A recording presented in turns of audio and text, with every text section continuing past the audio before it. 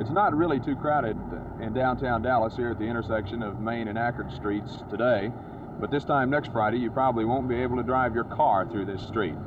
The reason is the annual Texas OU Weekend, which is part of the Texas State Fair. And the crowd in town for that football game, combined with the crowd in town for the fair, is usually bound to cause a little trouble. Last year, over 400 persons were arrested right here at this location because of some types of trouble caused during the weekend.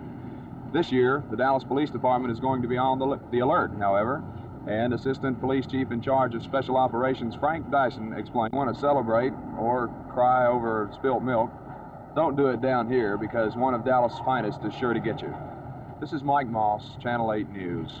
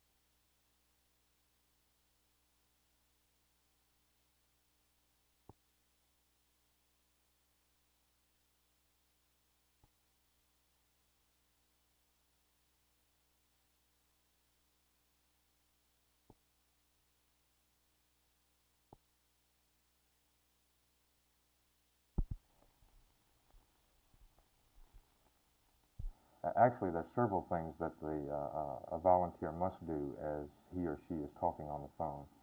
Uh, the first is to establish some line of communication with the caller, some human contact, finding out who the person is, how he's feeling, what he's doing, and so forth. Secondly, the volunteer must assess what we call the lethality of the caller. How dangerous is this call? Is this person actually considering suicide at this moment? Might he never commit suicide and is just worried and wants to talk to somebody? And then the third thing that, and probably the most difficult, is while one is talking to the caller, to develop some plan, some disposition for the case, some use of community resources or some referral to a community agency, involvement of friends, ministers, and so forth, that will then help this person not only not commit suicide, but actually go on and have a fuller and richer life following this phone call. I have a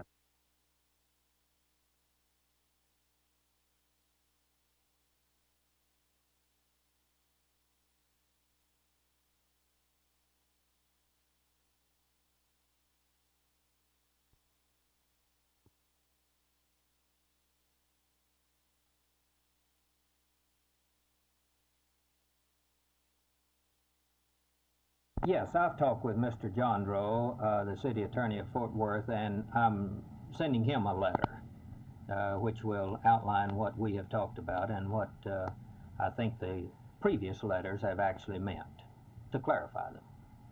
Could you give us some summary of the basis of this agreement? Oh, yes. Generally, it has to do with the purchase of GSIA at a fair price at the time acquired, as they mentioned in their letter, within 12 months.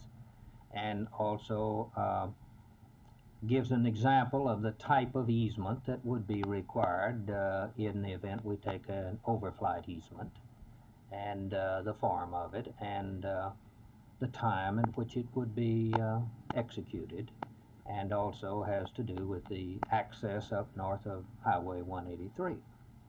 Will it be necessary now for you to receive a reply from Fort Worth before Dallas can give final approval to these plans? I think Mr. Jondro, the same as I would have to do with my counsel, would have to check it with his counsel to be sure that this was their understanding of the agreement.